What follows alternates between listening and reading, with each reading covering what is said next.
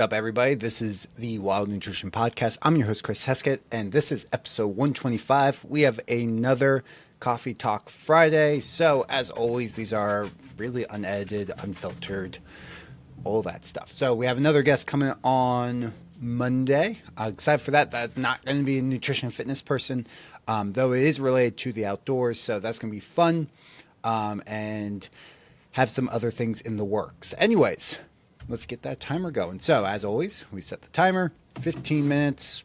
We'll see if I go over as usual. Anyways, we're going to talk about post-travel, post-vacation, post-whatever, things that throw you off. So, a lot of times we will have a vacation or something as a goal, something to lose weight for. Maybe it's a wedding, maybe it's a beach vacation, maybe it's an anniversary or something. There's a goal, and we want to get to that date. We want to lose weight by that date. We want to look our best by that date. And there's two things. So we're going to talk about this first. And we reach it, and there's something called the post-goal blues that I like to call. I'm not sure if that's an actual term, but we reach something, and all of a sudden, you've accomplished it and it's gone. So I experienced this with bodybuilding. You work your ass off for 12, 16, 20 weeks for this one event. And then in one day, it's gone. It's like, it's done. Okay. Now what?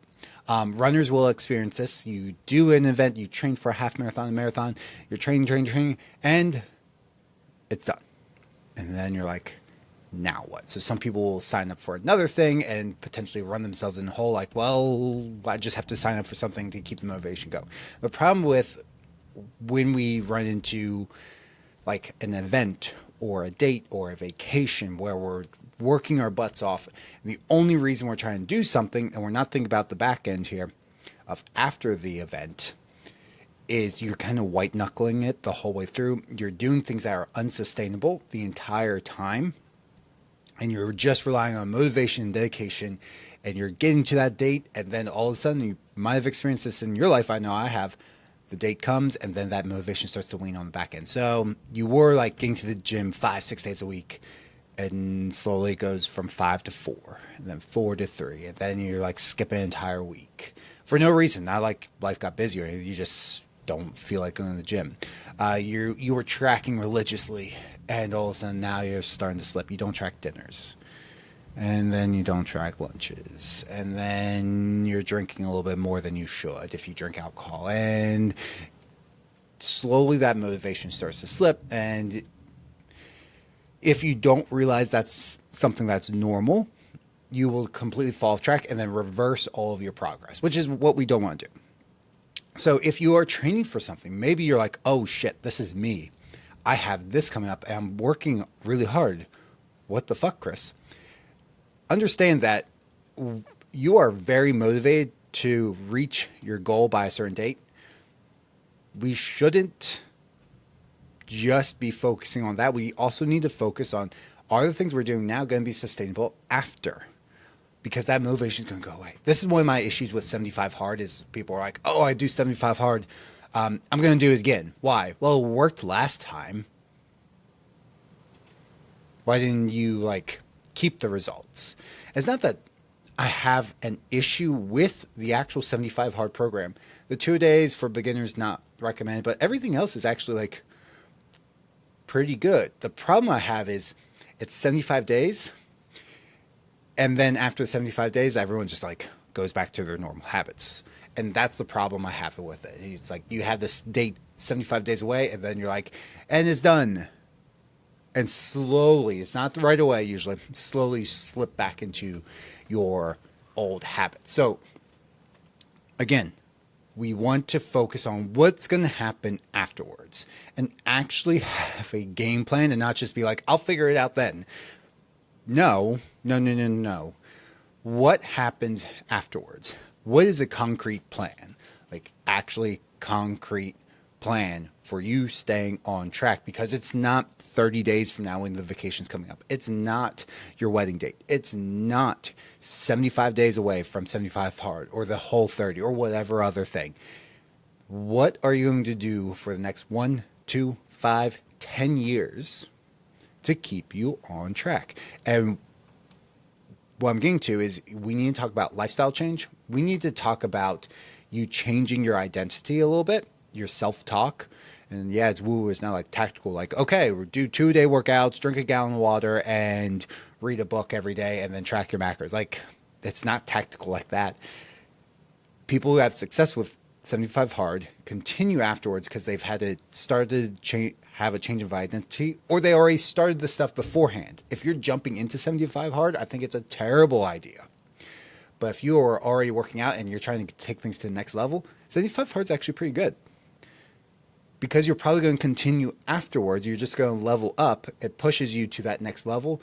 Versus as a beginner, we need stepping stones to get you to 75 hard. And it's stepping stones. So make a game plan. How are we going to be consistent? Because we don't want to reverse all that progress. Getting to the next point, I just got back from a vacation. Visited my brother and my family down in South Carolina. Came back, and this week has just been one. I've been really just mentally tired. Like, end of the day, at like 8 o'clock, I'm ready for bed. Which is not. I'm like 11 o'clock. I'm good for bed. It's like all of a sudden, it's like I'm ready for bed at like 8. Like, I could go to bed right now. So my workouts have been very, very short. I haven't actually done any lifting. I've just been doing like circuits, but not true lifting like I usually do all week. Why? I'm just tired. I'm getting into it next week.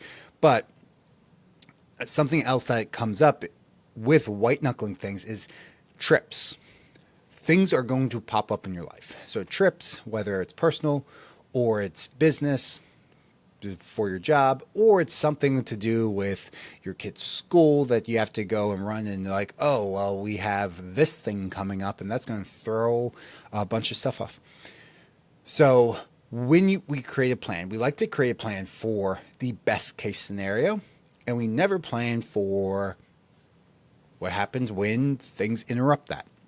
So it's better to make a plan for things that are more realistic. So when I talk to someone, I want to create a plan that is on your worst week possible, like the busiest, most stressful week outside of like something terrible happening in your life, but your like busiest, most stressful work week. Or if you're a stay-at-home mom or dad, like the craziest week of driving the kids around. What can you commit to? Like, that's what we want to set as the baseline. We can level up in the future. People don't realize, like, we can level up. We can take things to the next level. We don't need to start there. You can start at a baseline, get started, build habits, because habits take time. It's not just 21 days. Like, that's enough time for one habit. We're usually working on multiple habits and then unlearning the bad habits. And that takes longer than any 21 days. Which you might hear, like, it takes 21 days to build a habit. Yeah, like one habit, if you're consistent the whole time, more realistically, it's probably going to be more like 60 days. So it's better to set a baseline. What's the busiest week possible for you? Realistically, most stressful week. What can you commit to? Usually it's somewhere 2 or 3 workouts for a person. Great. That's your baseline. We're going to make a plan for 2 to 3 workouts per week. Of like your mandatory workouts, everything else optional. Great. So it's like your lifting schedule is going to be 2 to 3 days a week. If you're like, oh, I really wish I could do 4 days a week, we can do that. The way I do that is we do 3 main lifts and then we do an accessory day. So all your extra stuff, like shrugs and a lot of your arm isolation stuff and your shoulder stuff, like stuff that's important. Well, it's not as important as your big compound lifts. And maybe you're getting like 1 bicep curl in during the week on like one day and 1 tricep, but the bulk of that stuff is all put on the accessory day. It's also good to make the accessory day like motivating. Like, this is stuff I really like to do. So you're more likely to get there. And you're more motivated like the next week to actually get back to it. But that's how I kind of built that out. So we want to build a plan for that. And realize there's going to be times like me where something interrupts. You go on a trip, you go on vacation, something comes up to throw you get sick. Like if you're like, oh, I never take trips, so I don't travel for work, I work from home. This doesn't apply. No. Well, do you get sick? Like once a year. A lot of people do. So that comes up. So you're doing good, doing good, doing good. Something interrupts, and then people fall off. Like, oh, I had everything was perfect. Well, it wasn't habits. You were kind of white knuckling it. So we want to take time to kind of backtrack off of that, make sure we're doing things sustainably, and then we want to realize that once we get back into things, we might not get back into it 100%. Like, it's okay the next week if you're exhausted. Like, we got back because we hit a bunch of traffic in DC a little bit later than what we expected. Our fridge was empty. We had a few frozen veggies. Obviously, we have frozen meat because I hunt. So we had all the venison in the freezer. But there really wasn't that much in like rice, frozen veggies, and venison. Great. That can work. But I had to run to the store. There is no fruit in this house. And my daughter's going through fruit like crazy. Amelia is. Victoria, not quite yet. But I'm sure she will soon. Her first tooth popped through. So we had to go to the store. That was Tuesday, I think. Was that Tuesday? Yeah, Tuesday I went to the store. So that's very different than the normal schedule. That, work and everything else, kind of playing catch up a little bit with things that I didn't do or wasn't able to get done. So now everything's, if you travel for work, a lot of times, that week before you leave, things get compressed, and when you come back, things kind of get compressed. And like, okay, there's like a week and a quarter worth of work to do in 1 week. This is why a podcast didn't come out Monday. So it's okay not to jump in 100%. We can with our nutrition a little bit. We can start tracking again. But with your workouts, if you're just exhausted, maybe take a little bit of time to go a little bit easier in the gym. Not totally skip the gym, but go easier like I did. I'm going to get 30-minute circuits in all week. I feel better afterwards. I'm just not motivated whatsoever to like the thought of doing any barbell or dumbbell lifts right now. Not something I want to do, which is very unlike me. And a lot of people will be like, oh, is this forever? It's temporary. I know like after the weekend, I'm going to rest up. I will feel better next week. So the plan is to get back in the gym, whether I feel like it or not, next week. So yes, to take like 2 weeks to get back, sort of to my old program, but I'm still getting to the gym and doing things. And that's okay. We can still get to the gym. We can still do things. We can work out from home for a week with travel or anything that comes up, because it will come up, and we should kind of have a plan. You should also know that it's okay and it's normal to not be like 100% ready to get back to the gym as soon as you get back. Like, it's okay. That's fine. Let's see what we can do. Get back. You're going to feel better just moving. So let's get some movement in. It doesn't need to be a hardcore workout. Okay, you feel better. You feel better. Your mental health's better when you work out. So you're going to kind of go to the gym, do that, just do like the bare minimum. And then a week or two later, you're going to be back 100%. And if you travel a bunch, it's probably going to affect you less because you're more used to it. Whereas like, I don't travel that much, a couple times a year. So, and we drove, like, it was actually a very exhausting trip.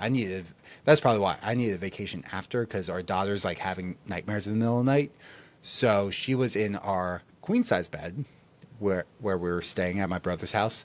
And then she like tosses and turns. And then my youngest is still waking up. So it was very disrupted sleep the whole time, not including the 2 days of travel down, 2 days of travel back. It was mentally exhausting. It's one of the weirdest things, like driving is so tiring mentally because you're always on and you're like, I just sat all day. Why am I exhausted? But yes. So that is okay. And I wanted to address that today as I come back and I'm experiencing it as a fitness professional, as someone who's been working out for 18, I don't know how long now. It's okay. That's fine. But what's not okay is just letting that be like, okay, well, I'm just going to end my workout. No, we want to plan for things. We want to understand how we're going to react or have a rough idea of how we're going to react with travel and everything. So we want to make sure we're planning, whether it's a little vacation like I did on the back end, which kind of goes with point two of like the post vacation blues, post goal blues. Maybe it's just a travel, like post travel. Oh, low motivation. A lot of times that happens after event, after travel, after something. Even if you haven't hit your goal yet, like a lot of times after something that's totally interrupted your schedule, it takes a little bit of time to get back into things, which is why we always want to do things sustainably and not build all of our workouts and nutrition goals and everything else up on a big house of cards that crumbles over the slightest speed bump. Because 1 week out of the year is a speed bump. Like, okay, great. Like, no big deal. 2 weeks, still a speed bump. Like, okay, 2 weeks out of the year. 50 more weeks. There's 52 weeks in the year. 4 weeks out of a year. Great. We got 48 weeks. 6 weeks. So let's say 10 weeks out of the year, you are off. You got 42 other weeks in the year to be working towards your goals. Let's say it's 12. That's still 40. Like, we can add, like, the majority of the year is still moving towards your goal. And as you build up habits, we address this. So coming out next Wednesday in the Stop Talking About Fat Loss podcast. As you build habits and you listen to your body, when you do travel, you're like, we used to go, my wife and I, we used to go hardcore on eating whatever we want. Like, okay, we're traveling for vacation. We're just going to go crazy with food. And you would, like my wife, we would get back like the last day of vacation. She's just like, I want a salad and shrimp all week. And now I know I'm going to feel like garbage afterwards. My energy's going to be garbage if I do that. So we don't go as crazy. Like, breakfast might just be a normal breakfast, or like go out and get pancakes. Okay, great. Most places do like a side, like one pancake. Because honestly, that's all you need. It is in the name, it is breakfast cake. So we'll get like eggs with greens and other veggies and stuff like that. And then we'll have one pancake on the side instead of like the stack of 3 to 6. We will be less like crazy up until like maybe the place we're really looking forward to going out. We're not going to get all these crazy latte drinks and stuff. We might get one a couple times like per day. And then the rest of the time, like, I'm just getting regular coffee. So as you understand, like, hey, like, I feel like garbage. Don't feel like depriving myself because I want to go crazy later on. I'm not going to feel great if I try to eat like a 3-year-old with $100 bill in a candy store. I'm going to instead take a step back. And then you're not really throwing off progress all that much. And if you want to go crazy, like, absolutely go for it. I just find like after a while, like, I don't feel good. And the whole point for vacation is having fun. So if I don't feel good, like, what fun is that? Like, my digestive system's off, I'm bloated, I'm tired, I'm cranky. It's not worth it to me. And it might be worth it to you, but to me, it's not worth it. So I would rather be a little bit less crazy with vacation and go crazy here or there. So for example, coming back, we stopped at this place for breakfast, and I was going to get it was in just north of Richmond. It was technically Richmond, but on the north, we made sure to get through. And I was going to get shakshuka, which is a North African egg dish, and it's really good. I've made it myself, and I was like, oh, veggies and everything. And then I looked at the eggs Benedict, and they had eggs Benedict with fried chicken, a little bit of bacon, and then on buttermilk biscuits. So I was like, oh, that sounds so good. And it was like with like a lemon aioli. I was like, oh, guess what I got? I got that eggs Benedict. And it was totally worth it. And fortunately we did, because my daughter refused to eat anything other than a little bit of fruit and then my bacon that was on it. So she got most of my bacon. I had to pull that off. But that was so the rest of the day, I was like, I'm not going to eat as crazy because I don't want to feel like trash for the rest of the day, which is fine. I can adjust for that. And for you, it's a learning process. Like that doesn't mean like I was strict. We were traveling, so we went to a Potbelly. I got like the Mediterranean sandwich, like their normal size, not their large, like I would normally get, and that was filled with veggies. And then we ended up doing, and it was way cheaper than DoorDash. We stopped at a Cracker Barrel and picked up. They do the family meals, so we got like their fried chicken with veggies and everything, and that ended up being dinner, which was way cheaper than DoorDash. And then it was ended up being lunch the next day. So shout out to Cracker Barrel. If I haven't been to one for years before this trip, and it was like, wait, it was like $30 for dinner before tip. What? And then this meal was like $45, serves 5 people. Like, what? Okay, I'll take it. So we did that. My daughter ate it because she's been getting a little picky, and that was fine. But I didn't like go back for like a ton of seconds or anything. Like ate mostly veggies, a little bit with a dinner, a fried chicken, one biscuit. They gave us like 12. So I didn't go crazy with that. And then the next day, I was still tired, but I didn't feel like garbage like I used to do after trips that day back. Anyways, we're over time. So hopefully this episode was helpful to you. If you have any questions, as always, you can always reach out to me. You can find all the social media links down below in the show notes. And before you stop listening, please take a second and rate the show, as that helps the show get pushed out for other people to find it. It appears in the search feeds. So give it a 5-star review, leave a review if you have that option. I know Apple and Spotify, you can leave a review on the show itself on Spotify. Apple, you actually leave a review, and I do go through and check those occasionally. So if you enjoy the show, please leave a rating, please share the show with others, and that is always appreciated so I can keep making this podcast.